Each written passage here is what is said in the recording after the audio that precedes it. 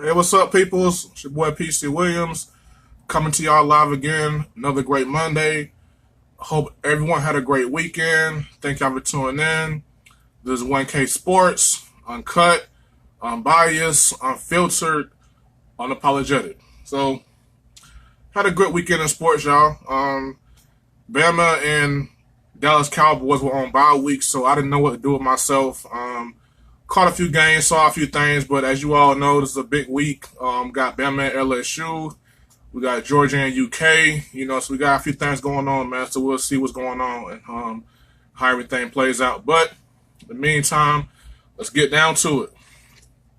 Well, I hate to say I told you so, but I like being right. And I tried to tell everyone. I tried my best. I really, really tried to tell all my good people in Texas, do not drink the Tom Herman Kool-Aid just yet. Do not buy into Tom Herman just yet. I told y'all this. When the University of Texas beat Oklahoma, I said right here on my show, do not trust Tom Herman. It was a rivalry game. OU has a horrible defense. They fixed that, supposedly. You call him on a bad day. Great win by him, but I said do not buy in to Tom Herman just yet. And what do you know? You get some national spotlight, number 6 in the college football rankings. Everything is right there for Tom Herman and the Longhorns to just go right on to the playoffs. And they show up and reveal their true selves. And OK State is who they lost to. They're not a bad team, but they were a 2-loss team, well, a 3-loss team that was unranked. That's not good. You can't lose, whether it be on the road or at home, to a unranked team with 3 losses already. A team that's not going to be nowhere near the college football playoffs. Nowhere near it. So this is my main point about Tom Herman. How do you deal with success? How do you deal with prosperity? When you win, how do you deal with winning? Tom Herman won a big game against Oklahoma. He did. A very big game. But you have to follow that up with other wins. You can't take a step back. You took 5 steps forward by beating Oklahoma. Now you take 10 steps back. Now all of a sudden, you got West Virginia coming up. That won't be a walkover. That's going to be a huge game that you can ill afford to lose. You probably have ruined. We probably won't see Texas in the football playoff now because of 2 losses. So now the win over Oklahoma is less legit because here's where Texas, the rest of their season plays out. They got West Virginia at West Virginia. They can ill afford to lose that game. I think they will lose that game. Even if they do win that game, their playoff chances are pretty much destroyed right now. A bad loss to a bad Maryland team, and you lose to an unranked OK State team. That's not good. And on top of that, if they lose to West Virginia, they may not even make the Big 12 championship game.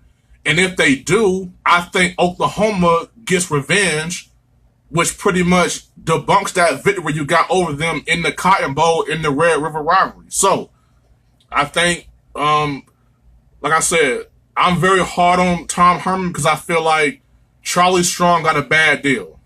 You bring in Charlie Strong, you say, hey, we're all about winning championships here at Texas. And hey, I agree. You got to win championships at a school like that. Charlie Strong didn't get the job done. But as of right now, neither is Tom Herman. So I feel like this. They got rid of Charlie Strong to bring you in. Not to be Charlie Strong, but to be Matt Brown, to win. And so far, Tom Herman has won some big games, but he continues to have these setbacks. So, like I said, I'm not sold on Tom Herman just yet. I don't know in terms of firing him, like what's the short leash, because I feel like Charlie Strong was in there for 3-4 years and he was out of there just like that.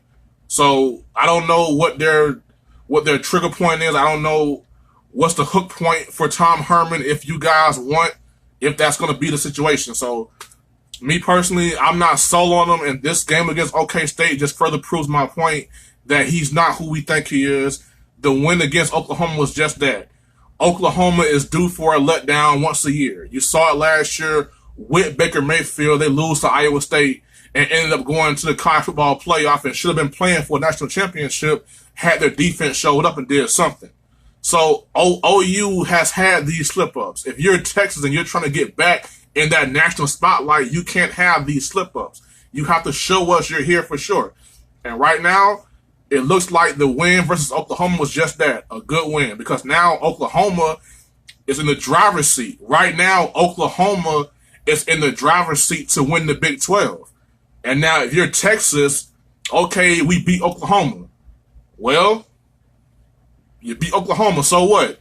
Now you give Oklahoma an excuse. Hey, yo, we lost to Texas, but it was a rivalry game. They caused us a bad day. You know, our defense sucked. We fired Stoops. You know, it was a bad day. So now you give Oklahoma the excuse why they lost to you by losing to OK State. Not a good look by Turner Herman at all, man. Not a good look at all. Well, on to the SEC. As you all know, UGA, University of Georgia, beat down the Florida Gators again. I called it. I think Florida's a really good team. I think they got a bright future. I think Dan Mullen is doing great things there. I just think right now they're just a year away. They're not all the way there just yet, but we'll see. But for the most part, I think the University of Georgia, they're actually right where they were last year at this time. You know, they got blew out by Auburn, and then they bounced back with a win against Florida. So now, if you're Georgia, you're right where you were last year, right with a chance to win the SEC East, get back to Atlanta and play Alabama for the championship. We'll see how that plays out. But this game this Saturday against the University of Kentucky is a huge game. And the reason why I say that, because we all know that UK is a basketball school. You know, Adolph Rupp, you know, and all the great history there. So when a school like Kentucky has a great football team, and the football team is actually being good, now the fan base says, oh my God, we have a good football team to match our great basketball team? Man, so you're going to a hostile environment full of opportunistic, full of, you know, hope, full of passion, full of pride. So this could be a big trap game for Georgia, because I don't know if they know it or not, but the winner of this game wins the SEC East. The winner of Georgia and Kentucky wins the SEC East. So if you're Georgia, you can't afford another slip up. You can't afford another letdown in a hostile environment. Now, playing at Kentucky is nowhere near playing at Death Valley. That's just not even the same thing. But you're still going to a hostile environment. You're going to play a team in Kentucky that feels like, hey, we should be undefeated right now. We should have no losses. We beat Florida just like y'all did. We can beat you guys if we want to. So you have a Kentucky team with a chip on their shoulder. They got home field advantage. They're getting Georgia off of a emotional rivalry win. So you all know when you play a rivalry, when you play your biggest rival, that next game is always tricky, because you come in, your emotions are gone, you're shot, body's sore, big time rivalry game took a lot out of you. So it wouldn't surprise me if Georgia comes out and they get down by a touchdown. It wouldn't surprise me at all.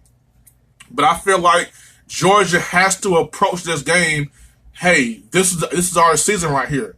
The winner of this game goes to the SEC championship. Now, it's not like last year where Georgia won the SEC East, you know, in week 5. Now you got to beat Kentucky to win the SEC East. You already have a conference loss on your resume, and so does Kentucky. So the loser of this game, no matter what you do, you can win out. You're not winning the SEC East. The winner of this game is going to ATL. Plain and simple. Well, people, well. It is officially Alabama and LSU week. I'm so fired up, man. I'm talking about, I can't wait. You would think I'm playing the game Saturday. I'm so excited for it, man. To me, it's been the best rivalry in college football over the last decade or so. Because you realize every time Bama and LSU Every time that they meet up, man, it's always something on the line.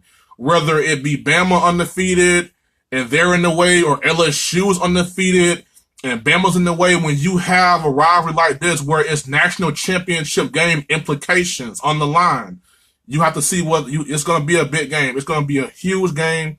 The game of the year, I said, the game of the year is in Death Valley, Bama and LSU. That's the game of the year so far. Of course, you still got Michigan, Ohio State game. You know, you got Bedlam with OK State, Oklahoma coming up. Like I said, West Virginia going to play Oklahoma and Texas. But right now, the game of the year so far, the most important game of the year so far, is Alabama at LSU. Now, if you're keeping score at home, Alabama has won the last 7, dating back to the 2011 national championship game when they beat LSU in the rematch of the game of the century. So, my concern for Alabama is how motivated are they to keep beating LSU's ass? You know, you get to a point where you feel like, man, we beat these guys every year. Why are they calling it a rivalry? Why is ESPN following us all week? Why are we doing all this extra interviews and promos? We own these guys. Alabama cannot. This is not the time to get complacent. This is not the time to get complacent. Plain and simple, Bama fans, this is the biggest game of Tua Tagovailoa's career. He's got a very promising, great, bright future. But this game will let Alabama fans know what they have at quarterback. And the reason why I say that is because the whole world met Tua Tagovailoa in the second half of the national championship game. Now, I know what everyone's saying. Look, Tua's been there before. He played against Georgia in the national championship game. You know what? That is true. But I look at that move as a great chess move by Nick Saban. You're in a national championship game. You're down 13. Your starting quarterback cannot complete a pass to no one. Can't do anything other than run the football. And you have this kid, this special talent on your sideline that Kirby Smart knows nothing about, has no game plan for. You put him in the second half, and he does what he does. Now, I'm not saying that, you know, it was a fluke, but I'm just saying the Kirby Smart that I know, the Kirby Smart that was Alabama's right-hand man throughout those championship runs, there is no way if he had time to game plan for Tua Tagovailoa with that lack of experience, there is no way he probably loses that game. And I know Bama fans don't want to hear it, but it's 1K Sports, I'm going to tell the truth. If Kirby Smart had an idea about Tua playing last year in that championship game, Bama probably loses that game. They won that game because Nick Saban gambled. He said, look, Kirby Smart got me on the ropes. We can't run nothing with Jalen because he knows everything we're going to run. His offense is just wearing our defense down with long drives. I have to change something right now. He puts in Tua. The rest is history. So now, so far this year, Tua has run through everyone. The guy has not played a snap in the fourth quarter.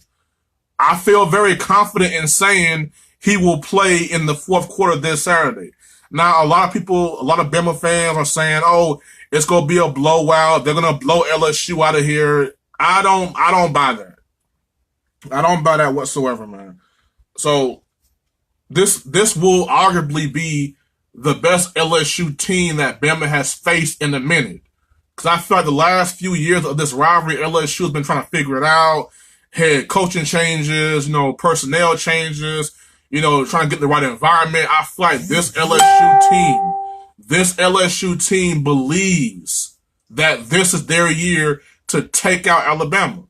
And they have the tools. I feel like, and this may sound, you know, blasphemous coming from me and from an Alabama fan which I am.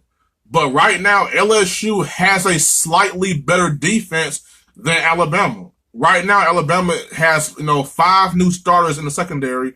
They got 1 new starter at linebacker.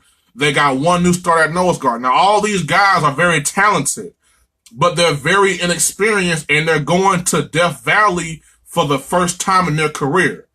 And for those of y'all who don't know, all my SEC fans, Death Valley is not the friendliest place to play. Death Valley is the hardest place to play in college football. I understand you got Penn State in the whiteout, you got Virginia Tech in the Sandman, you got Clemson, you got you got the Swamp, the Gators, you have all these great historical, even Alabama, Bryant-Denny Stadium. You have all these historically great stadiums where it's so hard to win. But if you ask me, the toughest place to play,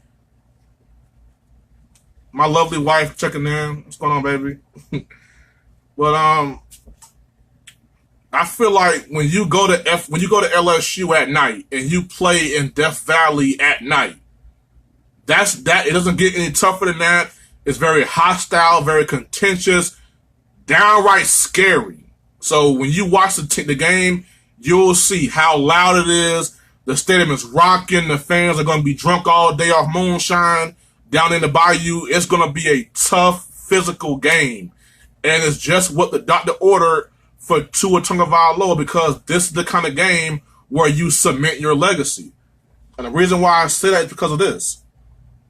The guy that Tua Tagovailoa replaced, Jalen Hurts, this was the game. This was the game that kind of turned things around in a bad way for Jalen Hurts. You all remember 2016, Jalen Hurts, SEC Player of the Year as a freshman, just going through everyone, just beating everyone down. He goes to Death Valley, and for about 3.5 quarters, he looked horrible. Now, he won that game 10-0, and especially part because of his legs and that defense. But that was the game where all the noise started coming out. That was the game when everyone started saying, you know what? I don't think Jalen Hurts might be the guy. And as crazy as that sounds, you gotta think, after that LSU game, after that game, Jalen Hurts against really great teams struggled. He struggled in the Iron Bowl. He struggled against Washington in that playoff game. He struggled really bad against Clemson, despite the fact that he did score the go-ahead touchdown. That is an outlier, because I feel like that entire game, Jalen was not that good. He made one play to give us a lead, but by that time, that defense was already worn out, and they were dead men walking. So that LSU game in 2016, that started the chatter about Jalen Hurts. That's where the downfall started for Jalen Hurts. That's when it started being like, hey, maybe Hurts is not the answer at quarterback. And that's when it all started. So for Tua Tagovailoa, think about it. This game will decide what your future is, because Bama quarterbacks are judged harshly, but they're judged even more harshly on how they perform at LSU. Let me run down some of the names. 2010, Greg McElroy. He was a national champion already. He went to LSU and he lost. Bama already had a loss on the season to South Carolina, but the loss to LSU pretty much took them out of national championship contention. And maybe if they win that game, maybe they have a sense of urgency against Auburn and don't lose that game. Maybe they pull that game out. So that was a bit lost for Greg McElroy, because instead of competing for 2 national championships, you had to sit up for one, and you had no shot at another one. 2012, AJ McCarron, same story, national champion already. As a matter of fact, was the MVP of the championship game. He had to go to LSU and prove it. And that to me was my all-time favorite Bama and LSU game so far. Was that 2012 game when, they were down, AJ led them down the field, Kevin Norwood, screen pass to Yeldon. The rest is history. AJ sat on the bench and cried tears of joy. One of the greatest moments in this rivalry's history. So, 2012, AJ McCarron won the game in LSU, and that put Bama on the track to win their second national championship, their third in 4 years. 2014, Blake Sims had to go in there and pull it out. 2016, Jalen Hurts had to go in there and pull it out. So, you have to be prepared. If you're a Bama quarterback, your career is defined on how you perform in LSU. So make no mistake about it, Tide fans. and let's not get ahead of ourselves here. This will be a big challenge. This will be a daunting task for Tua Tagovailoa and the defense. This is a very young defense on the road in a hostile environment. So we're going to see what happens. So these are my keys to the game for both teams. For Bama and LSU. Well, third down. I feel like third down is crucial to this game, to the outcome, how it plays out.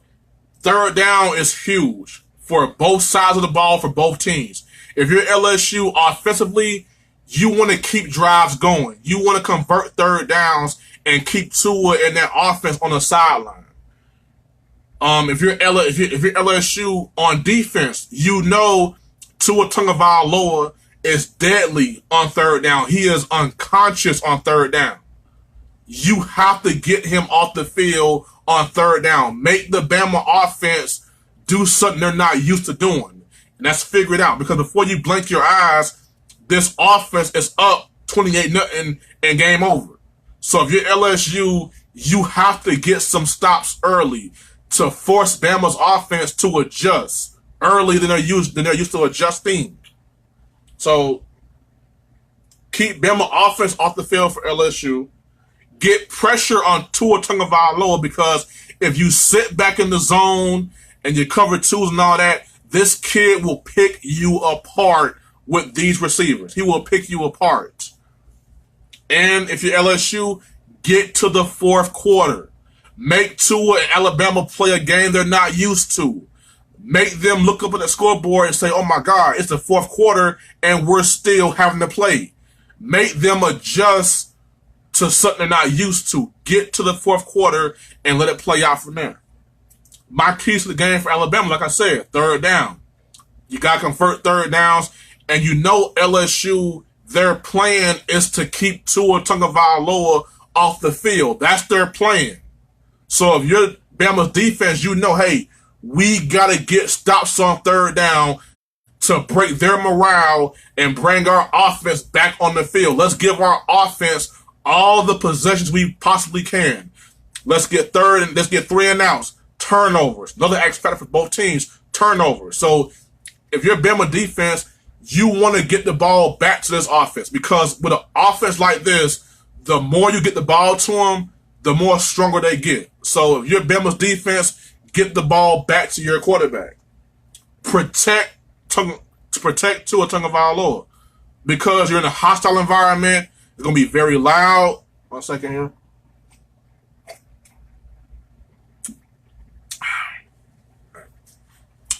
You're going to a hostile environment, so it's going to be very loud. A lot of silent counts, a lot of hand motion, communication with the offense line. I know personally from my experience playing on the road in college, you have to be on one accord as an O-line.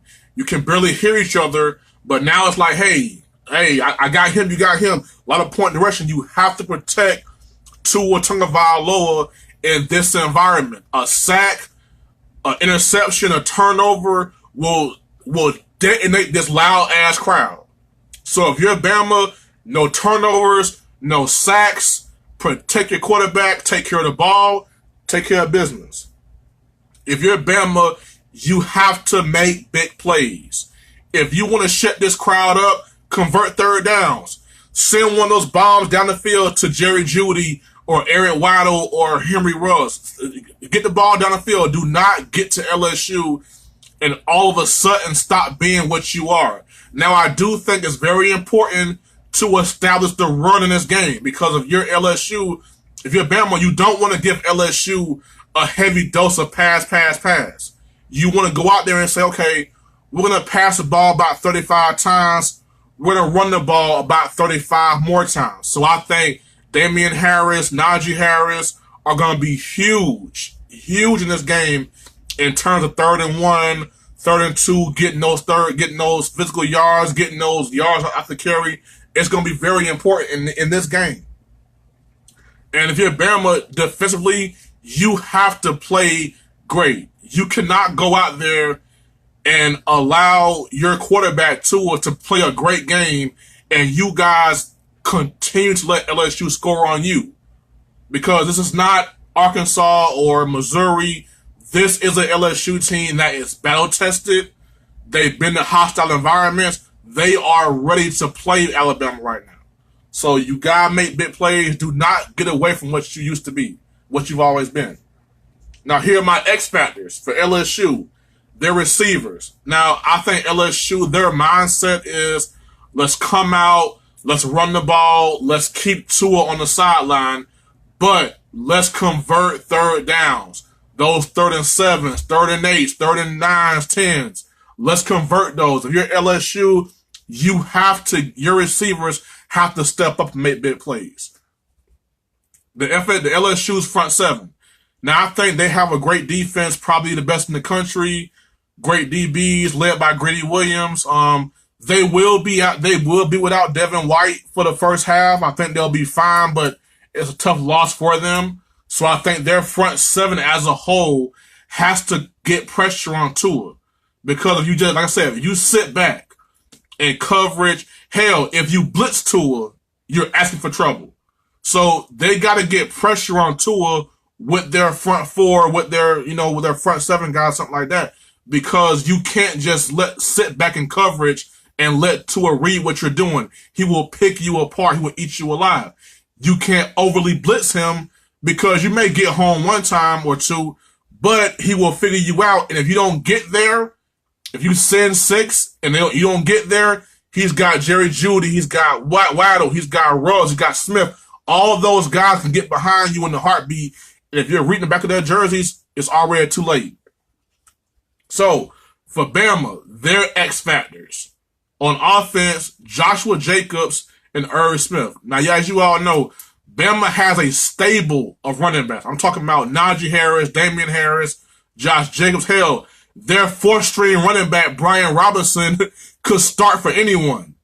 So, you have that. But I think Damian Harris, he's the wily old veteran, back-to-back 1,000-yard seasons. He's a champion. He's a leader, proven and decorated. Najee Harris may be their best running back. He may be their best running back from a talent and, gifted perspective. Because you got to think about something. Najee Harris, is sharing time with Damian Harris and those 2 other backs. So I firmly believe next year when Damian's gone, that Najee could be in the Heisman conversation. That's how great this kid is. I mean, if you watch the Tennessee game, the dude hurdled one guy, and while he's in the air, landed and jump cut another guy, just like that. And the guy's 6'3", 220. The guy's a freak of nature. He's going to be big in this game. But the most important Alabama running back in this game will be Josh Jacobs, because his versatility, his ability to get out of the backfield and catch screens and run routes, that will cause LSU problems. Because I feel like their DBs match up very well with these receivers. So we'll see how that matchup plays out. But Josh Jacobs, the running back, and Irv Smith, who was this year's version of O.J. Howard, that big play tight end that everyone forgets about. Those 2 guys are going to be huge in this game because, Grady Williams will probably match up with Jerry Jeudy. And those other DBs will probably match up with Ruggs and Smith. We'll see how the matchup plays out and how it goes. This will be by far the best secondary that Tua has faced all year. By far, probably the best he'll face all year, period, unless they play Michigan. Then you have Irv Smith. I think he has to win those one-on-ones. He is huge for third down for Tua because, as you all know, those great DBs will match all of them. So you need Irv Smith and Josh Jacobs to get you those big chunk plays that keep drives alive. So I think the X factors for Alabama are Josh Jacobs at running back and Irv Smith at tight end. Those are the 2 guys that have to play big for them to win. And the Bama DBs, I think the front seven is great, loaded. Isaiah Buggs is a monster. Raekwon. Okay, well, all right. We back here had a little technical difficulty. It's all good. But yeah, I think Bama's front seven is loaded with Isaiah Buggs and Raekwon Davis. Quentin Williams has just been a beast all year. Mac Wilson, Dylan Moses, Christian Miller, Anthony Jennings. Like they're going to be solid up front. That front seven. The Bama DBs have to play big because you know LSU is going to try to take shots down the field to beat you. You have to be ready for that. So we got to see how that plays out. But all in all, my prediction, I got Bama winning somewhere along the lines of, I would say, I got Bama winning 31-20. Not a blowout, but a very highly contested game. I just think Bama, as an offense, LSU has never faced a Bama offense like this. Like this Bama offense, they have not faced a Bama offense like this offense. And I think as the game wears on, that will wear them down. They will get worn out by this offense and their big playability. So I got Bama winning 31-20. So we'll see how it plays out. All right. On to those good old Jaguars. But you know what? Jacksonville Jaguar fans, calm down. All right? So many of y'all out here on suicide watch, man. So many of y'all out here just tripping. It's okay. This is what happens when you get in the spotlight. This is what happens when you start feeling yourself. And the Jaguars have done a lot of that this year. A lot of chest bumping, sticking your chest out. Welcome to the other side. But now all is lost. The AFC South, to me, is still wide open. I don't trust Houston. Not all the way. I don't trust them. I don't trust the Colts. I don't trust the Titans. So the AFC South is still there. I think Houston should be the favorite because they beat the Jaguars already. But the wild card is still there. But like I said, Blake Bortles is an issue. Re-signing Blake Bortles will forever haunt this franchise. They will never get over that. You have to trade for him right now. So Jacksonville Jaguars get my man Eddie B, my man for so many years. Hey, it happens, bro. Like when you want to be great, anybody can have a great year or a good year. Once they get you on film, once they figure you out, that's when you become great. Last year, the Jaguars caught everyone by surprise. We didn't see them coming. Now we see them coming. Now you're on game plans. Now teams have billboards of this big bad defense. They say, hey, they're going to come here and destroy you guys. Now, Jacksonville Jaguars, you have a target on your back. But not all is lost. The Jaguars' biggest problem is Blake Bortles. And, of course, the health of Leonard Fournette. So, you trade Blake Bortles, I don't know. But right now, it's not looking so good for the Jaguars. But it's not all the way over. So, we'll see how it plays out. We'll see how it is. Well.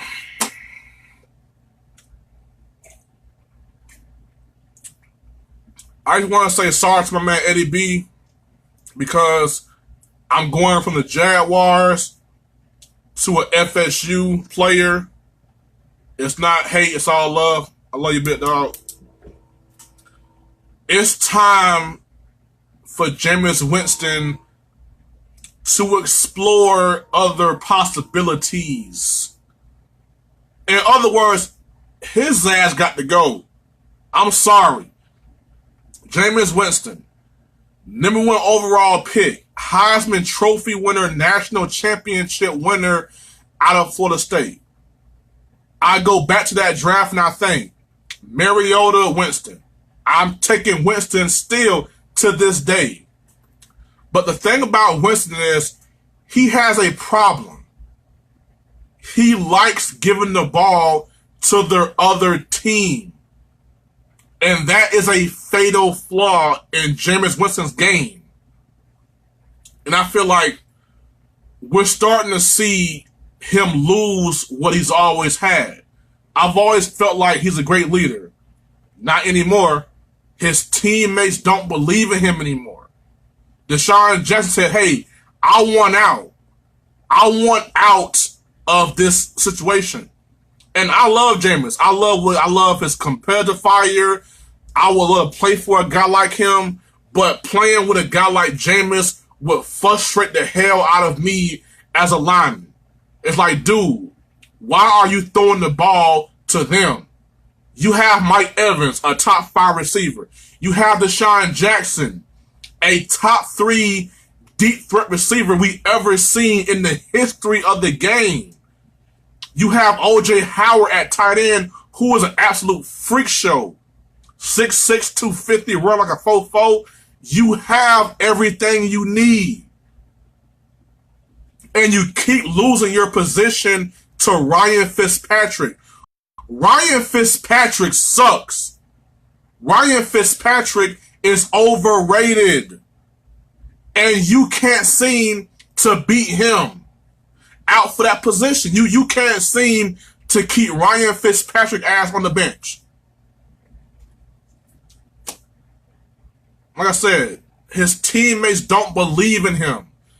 He's a better quarterback than Ryan Fitzpatrick, but he's not playing like it. Jameis has a fatal flaw that he apparently has not fixed. The guy has played 3 games, already has 10 picks. Drew Brees has 1. At what point does Jameis Winston just grow up? I don't think he has. I don't think he will. And the messed up part is, let me just address this. This whole Jameis Winston and Marcus Mariota conversation. First and foremost, Jameis Winston is a better quarterback than Mariota. If we're going by the numbers, he has more passing yards, touchdowns, completions. As a matter of fact, Jameis has more passing yards, touchdowns, completions, and all that. He has more than anyone in history of the NFL before their 24th birthday. Now here's an outlier. Here's an outlier though. He's played in more games than a lot of those guys. So I get it with Jameis Winston. It's a very sharp double-edged sword. Very sharp. On one end, he's so talented. Big arm. He's a winner. He's a proven winner. He's a leader when he wants to be. But on the other side, this kid has not figured it out. He continues to lose you games. He hasn't fixed that flaw. I get it. Peyton Manning came into the league and led the league in interceptions rookie year. I think he fixed that problem. I think he's all right now. I think it's pretty okay now. But me personally, Jameis Winston and all these turnovers are a big problem. And the fact that you're going into year 5 and we're still saying, why are you throwing these crazy interceptions? That's a big problem for me and anybody that's a Buccaneers fan. I'm not Buccaneers fans, but I understand the frustration.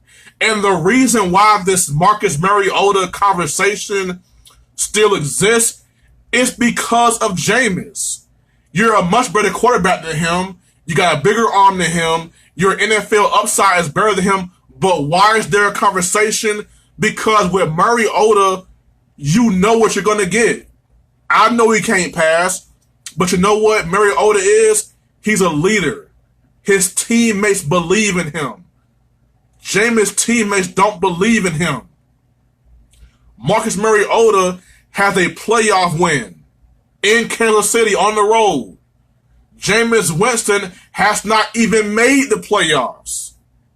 So the reason why there is this constant conversation about Jameis Winston and Marcus Mariota is because Jameis continues to play down to what he truly is. Jameis Winston continues to underachieve, while Marcus Mariota, who's very limited, can't stay healthy, continues to overachieve to a certain extent. Marcus Mariota has played well enough to keep his job. Now, he's not the passer that Jameis is. He's not the overall athlete Jameis is. But for some reason, Marcus Mariota teammates believe in him. This guy that can't throw, this guy that's very limited, can't stay healthy, has the respect of his teammates. And Jameis, who can throw, who is an awesome athlete, has done none of that so far. He's lost his teammate. He's lost that locker room. It's time for Jameis to go. Plain and simple. Cut ties with him right now. All right. On to my Cowboys. Well, I did my podcast last week, and on that particular day, right before I did my podcast, they traded for Amari Cooper. I didn't really have time to really dissect that move. At the time I said, well, it helps us, But the more I sit back and I think about it, and as crazy as it sounds, I'm not the biggest Colin Cowherd fan, but he said something that was profound to me about signing Amari Cooper. It eliminates excuses for Dak Prescott. The Dallas Cowboys basically used a first-round pick to get an answer to a $100 million question. Do we pay Dak Prescott? Are we going to bet the farm on Dak Prescott? By getting Amari Cooper, you give Dak Prescott no more ways out. Because let me break down what Dak Prescott has now. The biggest excuse was, he has no receivers. Well, by getting Amari Cooper, you have a true number one. Now Cole Beasley can go back to being what he's always been. A very solid number two option who can get you third down conversions, can get you big plays. And the kid from Colorado State, Michael Gallup and Rico Gathers, they are a work in progress, but they showed me more promise than Allen Hurns and Deontay Thompson. I think Allen Hurns is trash. I think Deontay Thompson is trash. Get those guys out of here. I think we should keep Tavon Austin because of his speed and ability. He can still make a difference somewhere at some point in the game. So I would keep him even though he's hurt right now. So you got Cole Beasley at slot. You have an emerging tight end with great ability like Rico Gathers, and you have a solid third option at receiver in Michael Gallup. So that no longer an excuse. You got receivers now, Dak. He has no defense. He does now. And I've been saying this for about 2 years. I said, man, if the Cowboys front seven can stay out of rehab and jail and stay healthy, they can have something. Well, guess what? Randy Gregory is healthy and out of trouble and playing. David Irvin is back, out of trouble and playing. Malik Collins is healthy. Sean Lee is healthy. Tyrone Crawford is healthy. Jalen Smith is back to being the Jalen Smith he was at Notre Dame. That kid is a beast. Leighton Vander Esch, a first-round pick that should have been Amari, that should have been Calvin Ridley, but hey, that's not here nor there. The kid is balling. No DBs. Well, guess what? You had to answer to the test all along. You drafted Byron Jones to be a cornerback, but you had him at safety his whole career. Everyone can't play both. Everyone's not Deion and Charles Woodson or Rod Woodson. Everyone can't play both. Byron Jones is probably playing the best cornerback of anyone in football right now. So you have a corner. You have a pass rush. You have a defense that is top 5 in the league. That's no longer an excuse, Dak Prescott. You got a defense now. You got DBs. You got a pass rush. The O-line is not what it was 2 years ago, but it's still a top 3 offensive line. And hell, if Connor Williams just grows the hell up and grows some hair on his punk ass chest, maybe you'll be the best O-line in the NFL all over again if you fix that problem at left guard. Because that kid sucks at times. So the O-line, that's not a valid excuse. Even though they're not as great as they once were, they are still top 3 in this league. So that's no longer an excuse. Running back, Zeke Elliott. Well, guess what? Zeke Elliott, despite the fact that he's not used correctly, is still a top 3 running back.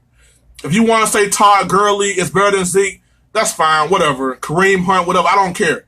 Zeke Elliott is a top 3 running back, however you want to look at it. So you got a top 3 running back. That's not an excuse. So now, receivers, defense, DBs, O-line, running back, all those areas are fully taken care of now. So guess what, Dak Prescott? No more excuses. Dak Prescott, you have 10 games. You have 10 games to prove to Jerry Jones and everyone else that you're worth $100 million. So in all reality, the Amari Cooper trade was more of a reveal than a gamble. They're saying, look, we should have got Calvin Ridley in the first round. We didn't do it. So here's our first round pick to atone for that mistake. Now, the receiver draft coming up this year in particular is not as great. You got Hollywood Brown from Oklahoma, who I love, by the way, but he'll be gone in the top 10. You won't get him even if you wanted to. And, you know, overall, I don't see a receiver coming out this year the Cowboys have to get. So, yes, go ahead and trade that number 1 pick and get Amari Cooper. So now you have a number 1 receiver. So now, Dak Prescott, the one final excuse you had is no longer valid. Dak Prescott, plain and simple. Well, I said 10 games. No. Dak Prescott has 9 games. The NFC East is still wide open. If you don't win that, you could be a wild card. It's right there for Dak Prescott and the Cowboys to still have it. It's still right there. So Dak Prescott has no way out. He has no more excuses. It's now or never. Dak Prescott is officially on a 9-game job interview. You got 9 games, Dak Prescott, in the playoffs to convince Jerry Jones to write you $100 million check.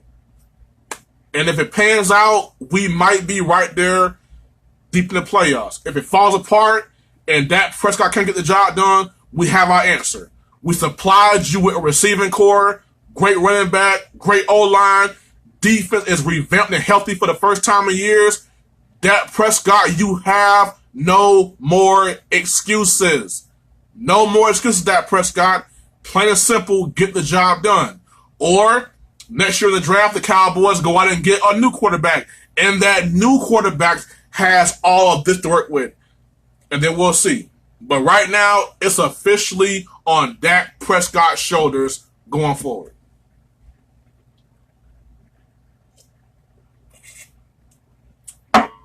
All right. Get ready to close out here in a little bit, man. But before I do, congratulations to Beantown, the Boston Red Sox Nation, are the 2018 World Series champions. Congrats to them, man. Alex Cora, man, the whole crew. Great job. Best team all year in baseball from start to finish, man. It was just what they did this year. This Boston Red Sox team, I mean, it's right up there, man, with those great Yankees team of the late 90s, those Mets team of the 80s, the big red machine teams, you know, all those great baseball teams we've seen over time. They're right there with them, man. And just their playoff run alone was just so dominant and so transcendent that it's hard to ignore. Think about it. They beat a 100-win Yankees team. They beat them. Closed them out in New York, by the way. They beat 100-win and defending champion Houston Astros in 5. And they beat the defending NL champion Dodgers in 5. They closed out every series on the other team's fields with ease. And get used to it, man. This team is set up for the future. They got Rafael Devers. Now, I'm going to say it, and I know Boston fans might get a little antsy about me saying it, but this kid, Rafael Devers, if he keeps his head on straight, he just might be the next Manny Ramirez. I said it, I mean it. This kid, Rafael Devers, just might be the new Manny Ramirez. I mean that wholeheartedly, 100%. This kid has great stuff, man. Great talent. Jackie Bradley Jr., JBJ, Mookie Betts, AL MVP, Andrew Benintendi. This may be the best outfield we've seen in a long time, maybe ever. You got a starting pitcher in Chris Sale, David Price. You have Joe Kelly as a reliever throwing 100 miles an hour fastball, and you have Craig Kimbrell as a closer.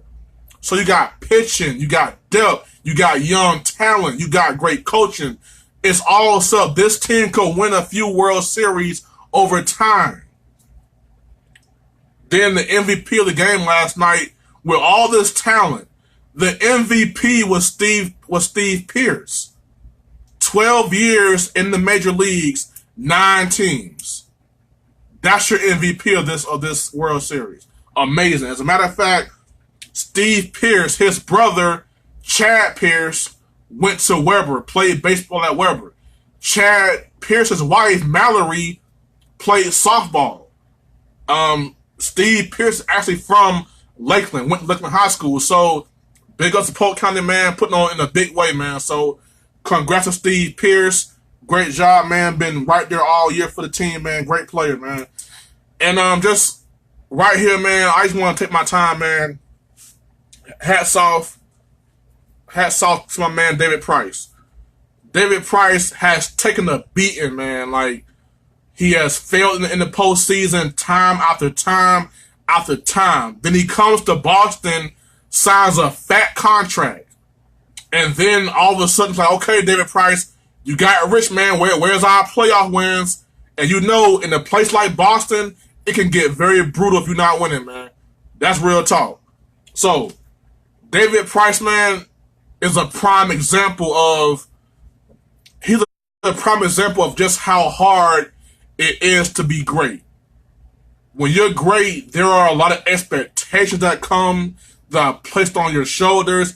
And David Price, in the last, 3 games he started in the playoffs, this man rewrote his entire baseball career in about 3 games. What's up, man? D'Angelo McCray. What's going on, big dog? One of the best to ever do it, man. Play at Jackson, man. What's going on with you, man? Hey, damn right, man. Hey, you too, man. Keep grinding, man. All y'all boys, man. All my Jackson family, man. Y'all boys, keep grinding, man. Hey, it's plenty of money out here, man. Let's go out here and get it, man. So y'all boys keep doing y'all thing too, man. Thanks for the support, man. Appreciate that. But yeah, man, David Price, man, last night he really showed me, like, man, like this dude really has come full circle in his career. From being a playoff loser and failure to being the guy that pitched the game to win the World Series. That's amazing, man. So, so David Price, hats off to him, man. He deserves it. I've killed him myself. I've said he's overrated, overpaid, don't deserve the money, but last night he really put it all in perspective, man.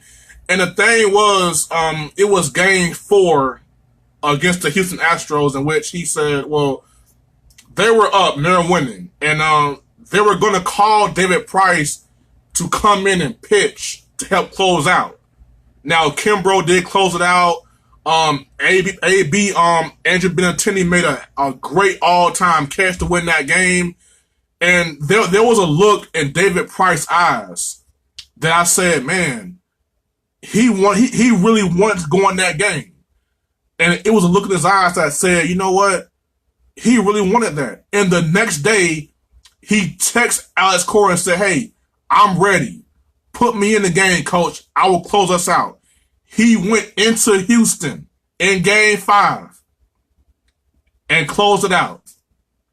Game 2 in the World Series, closed it out. Last night, closed it out. So in the span of 3 games, this guy completely changed the entire narrative on his whole career just like that. So big ups David Price, man. Well deserved. He could have won MVP last night, but Steve Pearce was just amazing. 3 home runs, 12 RBIs. I mean, amazing. So Red Sox, baby, that's number 4 in the last 15 years. Yankees have 1 in the last 15 years. Just figure I'd throw it out there. But all in all, man, big ups to the Red Sox, man. I think they'll win. They should be the favorites next year to win the World Series. They're gonna be a great team for a long time to come, man. So we'll see how it plays out, man. Maybe they'll win a couple more before it all breaks up, man. So, well, anyway, y'all, that's my show for the day. As you all know, it's Batman LSU week, man. So y'all stay tuned to ESPN for all the, all access and stuff like that. So, excuse me. So, hey, it's my show for the day, man. Hey, 1K Sports, uncut, unbiased, unfiltered, unapologetic, man. Y'all have a great week. Get that money. Thanks to everybody that tuned in, man. I love y'all, man. Peace out.